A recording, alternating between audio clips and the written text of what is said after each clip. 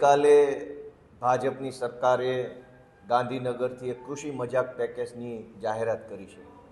આ કૃષિ મજાક પેકેજની જો આપણે વાત કરીએ તો એ ખેડૂતોની મજાક ઉડાવવા સમાન રકમની ફાળવણી કરી છે। આંકડો મોટો છે, 10,000 કરોડ। સાંભળવામાં એમ લાગે કે આ બધા ખેડૂતો માલામાલ થઈ જશે અને બધાના ઘરના ફળિયામાં એક હેલિકોપ્ટર આવી જશે, એટલા રૂપિયા જાહેર કર્યા છે। વાસ્તવિકતા એ છે કે આ કૃષિ મજાક પેકેજના માધ્યમથી સરકારે જાહેર કરેલી રકમથી માત્ર ને માત્ર આત્મહત્યા કરવાની ઝેરી દવા ખરીદી શકાય એટલા રૂપિયા હાથમાં આવવાના છે। ખેડૂતને દવા, ખાતર, બિયારણ, મજૂરી, ટ્રેક્ટર ચલાવવું વગેરે વગેરેનો જે ખર્ચો થયો છે એ ખર્ચા કરતાં પણ ઓછી રકમ ખેડૂતના હાથમાં આવવાની છે। એટલે કે ખેડૂતના હાથમાં જે રકમ આવવાની છે એ મજાક સમાન છે। એનાથી માત્ર આત્મહત્યા કરવાની દવા ખરીદી શકાશે, વધારે કોઈ ફાયદો થવાનો નથી। એક બાજુ ખેડૂતોની મગફળી પલળી ગઈ છે, એ પલળેલી મગફળી છે એ ટેકાના ભાવે લેવામાં આવશે કે કેમ એનો સરકાર પાસે કોઈ જવાબ નથી। ખેડૂતોનો ઘાસચારો, પાલો પલળી ગયો છે તો ઘાસચારાની સહાય, પાલાની સહાય મળશે કે કેમ એની કોઈ ચર્ચા કરવામાં આવી નથી। અનેક ખેડૂતોના જમીનમાં ધોવાણ થયેલ છે, એની પણ કોઈ ચર્ચા કરવામાં આવી નથી। ખેતર જેણે ભાગવું રાખ્યું હોય એ ભાગવું રાખનાર ખેત મજૂરને આમાં શું મળશે એની પણ કોઈ ચર્ચા આ કૃષિ મજાક પેકેજની અંદર કરવામાં આવી નથી। કુલ મળીને અઠવાડિયા સુધી ખેડૂતના ખેતરે જઈને ફોટો પડાવવાનું કારસ્તાન કર્યા પછી મુખ્યમંત્રી પોતે ફોટા પડાવવા ગયા, મંત્રીઓ ફોટા પડાવવા ગયા, બધાએ ખેતરે ખેતરે ફોટા પડાવ્યા પછી છેલ્લે આ કોથળામાંથી બિલાડું કાઢવાની વાત છે। કૃષિ ખેડૂતોને જો ખરેખર સરકારે મદદ કરવી હોય તો મેં પહેલાં પણ કીધું કે બે રસ્તાઓ છે। 1 હેક્ટર દીઠ 50,000 રૂપિયાની સહાય ફરજિયાત કરવી જોઈએ। અને માત્ર 2 હેક્ટરની મર્યાદામાં શું કામ? કેમ કે વરસાદ ખાલી 2 હેક્ટરમાં તો પડ્યો નથી, વરસાદ તો તમામ જમીનો ઉપર પડ્યો છે। સરકારના માણસો પોતે ખેતરે જઈને જોઈ સહાય કેમ, જ્યારે પાક તો બધો જ 100% પાકમાં નુકસાની છે અને સહાય માત્ર 2 હેક્ટરમાં। એટલે મને એમ લાગે છે કે ખેડૂતોનું જો ભલું કરવું હોય તો 2 મુખ્ય બાબત છે। એક કે ખેડૂતોના સંપૂર્ણ દેવા આ વખતે માફ કરી દેવા જોઈએ અને દરેક ખેડૂતોને 50,000 હેક્ટર દીઠ સહાય કરવી જોઈએ। અને પલળેલી મગફળી કે સોયાબીન કે પલળેલું જે કાંઈ અનાજ છે, જે કાંઈ ધાન છે, પાક છે, એને પણ સરકારે ટેકાના ભાવે ખરીદી લે તો અને તો જ ખેડૂતોને બચાવી શકાય એમ છે। હાલમાં ભાજપે ખેડૂતોની જે મજાક ચાલુ કરી છે, મજાક પેકેજ જાહેર કરીને, એ એક પ્રકારે કડદો જ છે। કેમ કે તોકતે વાવાઝોડા વખતે આપણે જોયું છે કે સરકારે કરોડો રૂપિયાનું પેકેજ જાહેર કર્યું, એ પેકેજ ખેડૂતો સુધી નથી પહોંચ્યું, એ પેકેજ ભાજપના મળતિયા ખાઈ ગયા। તોકતે વાવાઝોડા વખતે અમરેલી જિલ્લો, ગીર સોમનાથ અને જૂનાગઢ જિલ્લાના અનેક તાલુકા અને ગામડાઓમાં નુકસાન થયું હતું, પેકેજ બધું જ ભાજપના માણસો ખાઈ ગયા। આ જે પેકેજ જાહેર થયું છે એ પેકેજ પણ મોટાભાગનું ભાજપના માણસો ખાઈ જવાના છે અને ખેડૂતોના નામે વાહવાહી લૂંટવાનું અત્યારે કારસ્તાન થઈ રહ્યું છે, એની હું નિંદા કરું છું। અમારી સ્પષ્ટ માંગણી છે આમ આદમી પાર્ટી તરફથી ખેડૂતો વતી કે ખેડૂતોનું સંપૂર્ણ દેવું માફ કરવું જોઈએ। ખેડૂતોને પર હેક્ટર 50,000 રૂપિયા તમામ નુકસાનીનું વળતર ચૂકવવું જોઈએ અને પલળેલી મગફળી કે સોયાબીન કે જે કાંઈ પાક છે એને સરકારે ખરીદી લેવો જોઈએ। લાખ ખેડૂતો અમારા માય બાપ છે।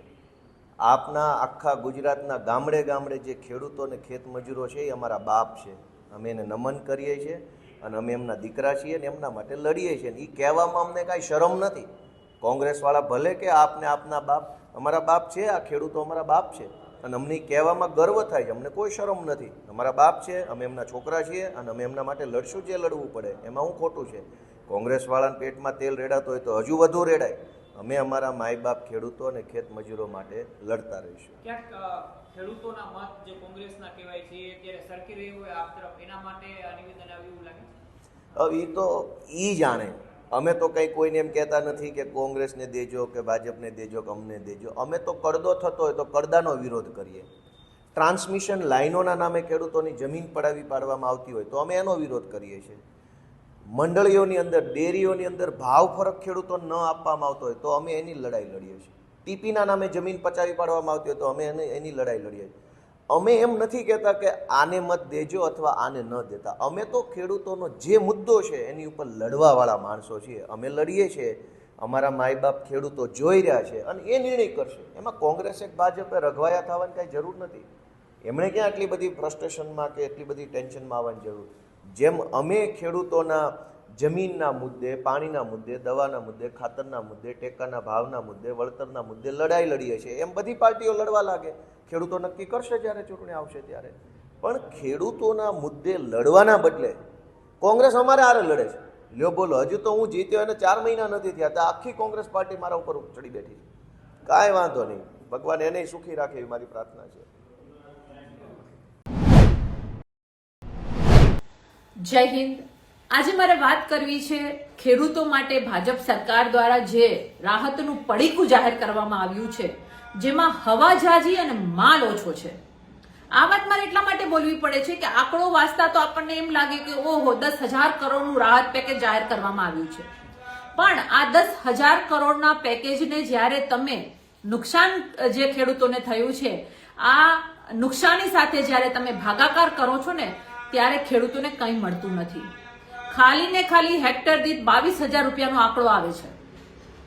અને એ પણ એમાંય કેટલાય સરવાળા બાદબાકી થશે તો જે ખેડૂતોને લાભ મળવાનો છે એ લાભ નથી મળવાનો. આ માત્ર ને માત્ર ભાજપ પોતાની વાહવાઈ કરવા માટે ખાલી પેકેજ જાહેર કર્યું છે એવું સાબિત થાય છે. આ પેકેજથી અમને સંતોષ નથી, ખેડૂતોને પણ કઈ ફાયદો નથી થવાનો, એનો પણ આક્રોશ એટલો ને એટલો જ છે. તો મારે એટલું કેવું છે સરકારને કે અમે પંજાબમાં હેક્ટર દીઠ 50,000 રૂપિયા આપી શકીએ છીએ, તો 35 વર્ષથી તમારી સરકાર છે અહીંયા, તો તમે ખાલી માત્ર 22,000 રૂપિયા જ આપશો? કોઈ તમારી પાસે આંકડાકીય જ્ઞાન નથી કે કેટલું નુકસાન થયું છે, કેટલા ખેડૂતોને નુકસાન થયું છે. તમારા 10,000 ના પડીકાને ભાગાકાર કરશો તો કઈ ખેડૂતોના હાથમાં નથી આવતું. એટલે અમારી સ્પષ્ટ માંગણી છે કે ખેડૂતોને આવા મજાક રૂપી પેકેજ નથી જોતા, આવા પડીકા નથી જોતા, આવા હવા ભરેલા પડીકા નથી જોતા. તમે પડતા ઉપર પાટું મારવાનું બંધ કરો અને વાસ્તવિક રીતે જે ખેડૂતોને લાભ થવો જોઈએ લાભ તમારે આપવો જોઈએ. અમે અમારું આંદોલન ચાલુ જ રાખીશું. અમે ખેડૂત હિત માટેના આગામી દિવસોમાં અનેક જગ્યાએ મહાપંચાયતો કરવાના છીએ. સૌરાષ્ટ્રમાં પણ મહાપંચાયત છે, ત્યારે પણ અમે વાત કરીએ છીએ અને અમે વાત કરતા રહીશું કે ખેડૂતોને યોગ્ય વળતર મળવું જોઈએ, ખાલી મજાક નહીં. ખેડૂતોના દેવા માફ થવા જોઈએ, આ અમારી માંગણી છે. એટલા માટે અમે સરકારને કહીએ છીએ કે તમે માત્ર ને માત્ર વાહવાઈ કરવા માટેના આવા પડીકા જાહેર ના કરો. અને બીજું કે હજી પણ સમય છે, થોભી જાજો. માર્કેટિંગ પાછળ જેટલું પેકેજ આપો છો ને એના કરતા ડબલ રૂપિયા તો તમે માર્કેટિંગ પાછળ ખર્ચી નાખશો કે અમે આ આપ્યું, અમે આ આપ્યું. નવાઈ નથી કરતા, તમે નવાઈ નથી કરતા. તમે ખેડૂતના ટેક્સના પૈસા ઉપર સરકાર ચલાવો છો, જનતાના ટેક્સના પૈસા સરકાર ચલાવો છો, એટલે કઈ આપો છો ને તો નવાઈ નથી કરતા. એટલે માર્કેટિંગ તો ના જ કરતા. એટલે જે આ હવા ભરેલું પડીકું છે એનો અમે વિરોધ કરીએ છીએ અને અમે માંગણી કરીએ છીએ કે ખેડૂતોને યોગ્ય વળતર મળવું જોઈએ. હવા ભરેલું પડીકું અમારે નથી જોતું, જેમાં હવા જાજી અને માલ ઓછો છે. અમે આ વાતનો વિરોધ કરીએ છીએ અને અમારું આંદોલન ચાલુ રહેશે. જય જવાન જય કિસાન. મિત્રો, હું આપનો મિત્ર ઈશુદાન ગઢવી. મિત્રો, ખેડૂતોને ચારે બાજુથી માર છે. સરકારની નીતિઓ ખરાબ છે, નેતાઓની નિયત ખરાબ છે. ઉપરથી આપણે રાત દિવસ મહેનત કરીએ અને ઉપર આપણે નીચે ધરતીની જેમ ભગવાન પણ રૂઠે છે. કમોસમી વરસાદ થાય, માની લો કે ત્યાં બચાવીને માલ જો એપીએમસીમાં લઈ જઈએ તો કડદા કરવામાં આવે, ત્યાંથી કટકીઓ કરવામાં આવે, કડ કરવામાં આવે. ચારે બાજુથી લૂંટ ચલાવવામાં આવે છે. ખાતર બિયારણ મોંઘું કરી દીધું. આ બધા પ્રશ્નો છે ને, એ પ્રશ્નો માટે આપણે ધીરે ધીરે એક થઈ રહ્યા છે. ખેડૂત જે ખેડૂત વિરોધી છે એને આ પેટમાં તેલ રેડાયું છે. તમે જુઓ, કડદા પ્રથામાં બોટાદમાં એક થયા હજારો ખેડૂતો. ભલે રાજુ કરપડા, પ્રવીણ રામશેઠના નેતાઓ જેલમાં જવું પડ્યું, પણ ગુજરાતમાં કડદા પ્રથાની ચર્ચા ચાલુ થઈ. ખેડૂતો જાગૃત થયા અને ખેડૂતોએ વિચાર કર્યું કે વાત સાચી છે, આ કડદા પ્રથા બંધ થવા જોઈએ. પછી તમે જુઓ આપણી માંગોને લઈને કે હેક્ટરે 50,000 મળવી જોઈએ, રાહત મળવી જોઈએ, ઉદ્યોગપતિઓના દેવા માફ થાય તો અમારા કેમ નહીં. આ બધા મુદ્દાઓને લઈને કિસાન મહાપંચાયત યોજાઈ. એમાં 1 લાખથી વધુ ખેડૂતો આવ્યા. જ્ઞાતિ જાતિ ધર્મ ભૂલીને 1 લાખ ખેડૂતો આવ્યા. ઈ ખેડૂતોએ સાબિત કરી દીધું તો સરકારે ઝૂકવું પડ્યું એક થયા તો એણે ફૂલની તો ફૂલની પાંખડી આપવી પડી. પણ મિત્રો આ તો 10,000 કરોડ છે જે માત્ર લોલીપોપ છે. આપણે એનાથી એટલે એક વીઘે 3,000 રૂપિયાથી શું થવાનું છે? ત્યારે આમ આદમી પાર્ટીએ નક્કી કર્યું છે કે તમારા હક અને અધિકારો માટે અમે લડીશું, લડવા અમે તૈયાર છીએ, અમે નિમિત્ત બનીશું, પણ જીત ત્યારે જ મળશે જ્યારે આપણે એક થશું. તો પહેલી મહાપંચાયત આવતીકાલે 9 તારીખે ખંભાળિયા વિધાનસભાના ભાણવડ ગામના 3 પાટિયા પાસે, ભાણવડ પાસે 3 પાટિયા પાસે આપણે કિસાન મહાપંચાયતનું આયોજન કર્યું છે. તો સૌ ખેડૂતોને વિનંતી કરું છું, દ્વારકા જિલ્લાના, જામનગર જિલ્લાના, પોરબંદર જિલ્લાના તમામ ખેડૂતો જ્ઞાતિ જાતિ ધર્મ ભૂલીને એક થઈ અને એકઠા ખાલી થાવ. ફરીથી ભાજપ સરકારના પેટમાં તેલ રેડાશે. એ લોકો આપણે નહીં આવીએ, એકઠા ન થઈએ, પહોંચીએ નહીં, એવા બધાય પ્રયાસ કરશે. પણ મિત્રો આ યુદ્ધ લાંબુ છે. અમે લડવા માટે તૈયાર છીએ, પણ આપણે જીત ત્યારે જ મળશે જ્યારે આપણે સૌ એકઠા થશું. અને ખેડૂતો માટે આપણે એક નહીં થઈ શકીએ તો આપણે આ જે લૂંટ છે ને ક્યારે બંધ નહીં કરાવી શકીએ.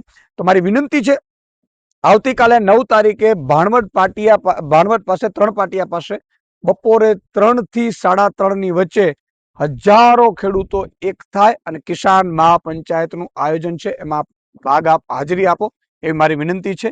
જય જવાન જય કિસાન. આ કિસાન મહાપંચાયતમાં હું હોઈશ, અમારા ગોપાલભાઈ ઇટાલિયા હશે, અમારા તમામ પ્રદેશના નેતાઓ હશે, ધારાસભ્યો હશે, અમારા આગેવાનો હશે, સાગરભાઈ છે, સામતભાઈ છે, હેમંતભાઈ ખવા છે, બધા આગેવાનો, યુવરાજસિંહ આવશે, રાજુભાઈ સોલંકી આવશે, પરેશ ગોસ્વામીજી આવશે, બધા નેતૃત્વ આવશે. ખેડૂતોનો જે અવાજ ઉઠાવે છે. તો આપ સૌને ફરીથી આમંત્રણ પાઠવું છું. બધા લોકો 2 કલાક કામ મૂકીને પણ પધારજો એવી વિનંતી છે. જય જવાન જય કિસાન.